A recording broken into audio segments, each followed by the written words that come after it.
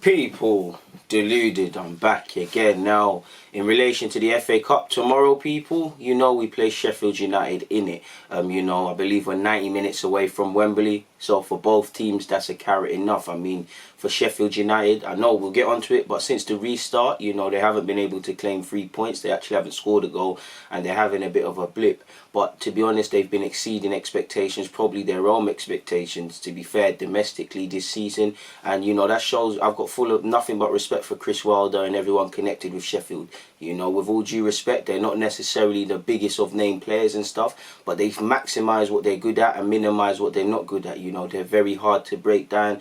You know, don't get it twisted. They've got some players that can play technical as well. You know, they can cross the ball into the box, they can mix it up, and they're a bunch of honest workers, and a lot of that is reflected by Chris Wilder.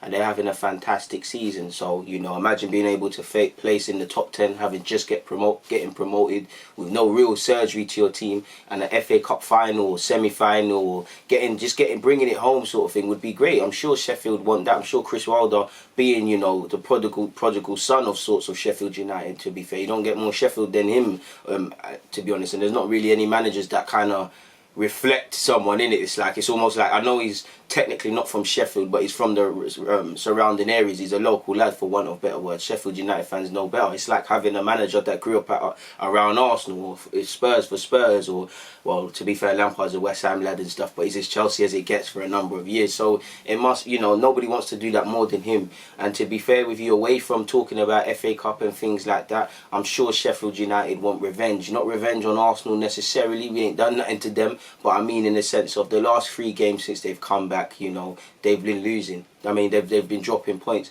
and naturally, you know, Chris Wilder's probably thinking some of his men are complacent, and probably spots are up for grabs, spots are in danger. So these players are going to have to relax and get rid of any complacency. For the players, I'm sure they're thinking, you know what, our season's been kind of poor. You know, we'll deal with the league when we get back to it, but let's start again against Arsenal. You know, typically, like you see with most teams, like Brighton, they couldn't buy a win in 2020 or this season, and one of their few wins is against us. So they might be looking at it as, okay, cool, Arsenal are there for the taking. You know all the problems that have been there with Arsenal. Even though Sheffield United are a better team this season than us, and I actually think Sheffield, I'm more scared of Sheffield playing us than they're probably scared of us. If we still lose this game, it's more headlines. For Arsenal, of course, you know, top 4 is mathematically possible. It's a myth. It's not going to happen. We're out of the Europa League, so there's no second chance saloon. There is basically nothing to play for in the domestic campaign other than pride. And in terms of the FA Cup, you know, there's enough reasons to want to win it. Of course, the FA Cup is a fantastic trophy, a big trophy per se, and Arsenal have a rich history of it, but it's not the objectives of the season.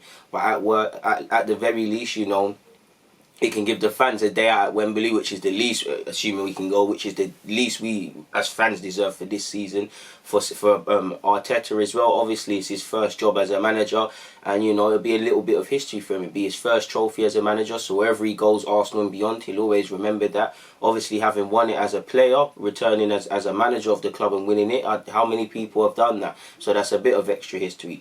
Obviously for Arteta, and in particular the young players and players he wants to persist with, you know, I want it to provoke some sort of, what's the word, like, I don't know the word, people, but inspiration, for want of a better word. It's like, because if I was one of them players, yeah, especially the young players like Bukayo Saka and all these players, it's good for them because they're young. It'd be lovely for them to win an FA Cup. But I want, in an ideal world, we win that, and Arteta looks around to the players, and the players look around at him, and he says something like, you like this feeling, innit? It's done now, so enjoy it, but you like this feeling. Imagine what it'd be like to win the Champions League or win the Premier League or in things like that. And of course, it's a myth, but that's what we should be trying to long-term move to. And it's only going to happen if the players smell it and become, you know, obsessed with that. That's the sort of thing I want to provoke, that sort of winning mentality and that winning spirit within the team, which I don't think we have because we don't show it over 38 games. Isolated incidences, of course, we're going to be up for it.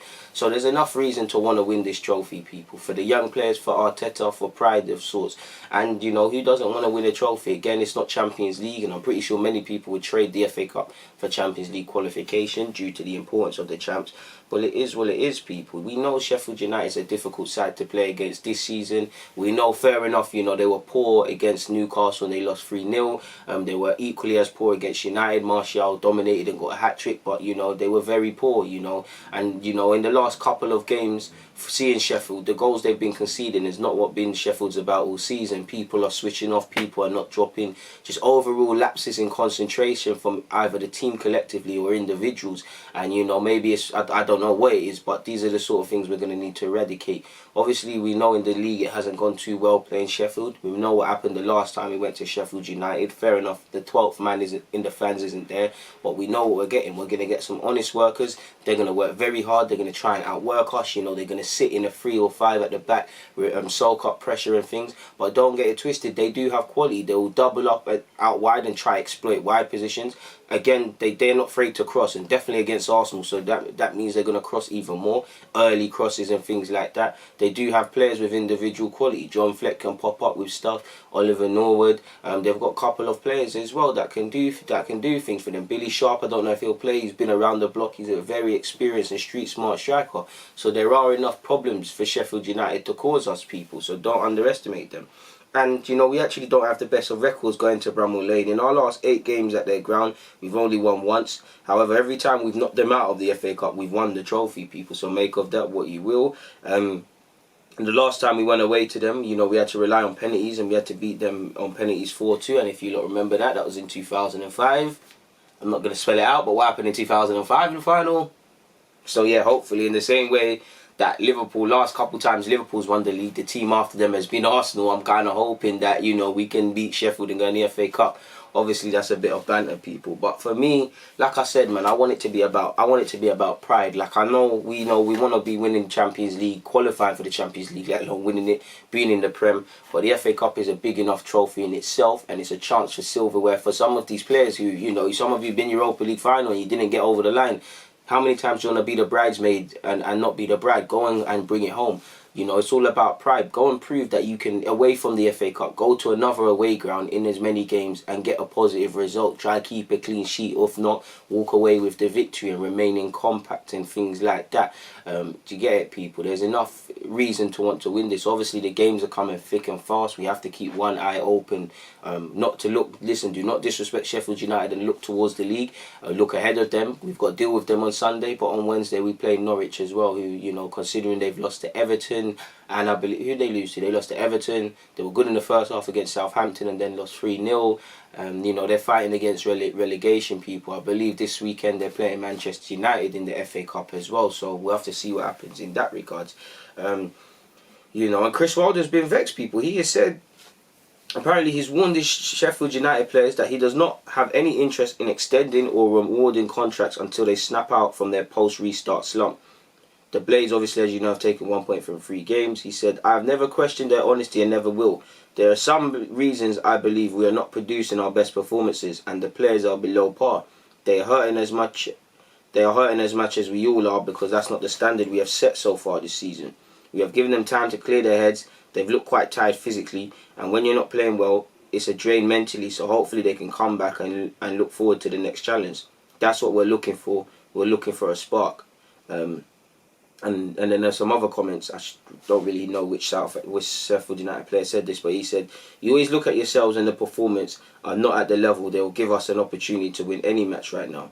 We need a performance that gives us the opportunity of winning a game, and hopefully we can start that on Sunday. So if I'm Sheffield United, I'm saying, listen, away from Arsenal, we've been poor. Let's fix up. Let's show these fans that aren't at the ground what we've given them this season. Let's show our manager the same. Obviously, a lot of them, Chris Wilder said, you know, some of you might not get contracts, some of you might not get other things unless you fix up. And no disrespect to Sheffield United players, but I'm pretty sure some of them feel very fortunate that the club didn't do sort of major investment like you see some teams when they get promoted. They've stuck with the bulk of them. And to a degree, some of you, if you're not playing for Sheffield, you might not be playing in the Prem next season, so you're fighting for your futures. Obviously, this season is not done and they have to focus on this season. They've slumped. You want to get back to winning ways. You want to get back to what you're going through. You know, you want to prove to everyone that you can do this thing. And if I'm them, I'm sitting there and going, with respect to Arsenal people, we're physically better than them. We're faster than them. They can have all the technical qualities they want, all the, you know, all the fancy 50 million plus players, but we're a better team than them. We'll outwork them. We'll exploit them. We'll make them nervous, sort of thing. And on top of that, you think to yourself, I'm not being funny, boys, but this is the perfect game, which hurts me as an Arsenal fan to say, but this is the perfect game to try and get form again, to try and get back, for strikers to get confidence by scoring, for midfielders, for goalkeepers to keep a clean sheet. Let's capitalise by Arsenal, because as poor as we've done, it's more question marks and it's more headlines the next day if Arsenal are dumped out of the FA Cup than Sheffield United.